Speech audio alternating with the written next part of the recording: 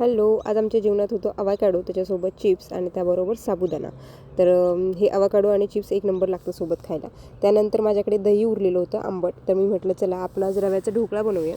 त्यासाठी मी 1 वाटी रवा घेतला आहे. त्याच वाटीने सेम मेजरमेंट करून 1 वाटीपेक्षा थोडंसं कमी आंबट दही घेतलं आहे. दही आणि ते छान मिक्स करून घ्यायचं. त्याच्यानंतर परत जेवढं तुम्ही दही घेतलं आहे तेवढंच बरोबरीनं पाणी पण टाकायचं आहे आणि त्याला छान मिक्स करून घ्यायचं. मिक्स करून झाल्याच्यानंतर त्याच्यामध्ये चवीनुसार मीठ टाकायचं आहे. त्याचबरोबर 1 मिरची किंवा 2, तुम्ही तिखट असेल तर कमी टाकलं तरी चालेल. तर मिरची जी ती कट करून टाकली आहे. त्याचबरोबर थोडंसं अद्रक जे होतं ते किसून टाकलं आहे. त्यानंतर थोडंसं तेल टाकलं 1 चमचाभर आणि त्याला छान मिक्स करून त्याच्यामध्ये त्याला फुगवण्यासाठी मी त्याच्यामध्ये टाकला इनो. इथे मी गरम करायला ठेवून दिलं होतं आधीच भांडं. इनो मिक्स केला. त्याच्यानंतर ते जे बॅटर होतं ते त्या टीनमध्ये टाकलं आणि जवळपास 10 मिनटं होऊ दिल्याच्यानंतर असा मस्त ढोकळा आपला तयार झाला आहे, जो खूप छान लागतो. आणि इथे मी मस्तपैकी फोडणी तयार करून घेतली. चला परत भेटूया उद्याच्या व्लॉगमध्ये. तोपर्यंत बाय बाय.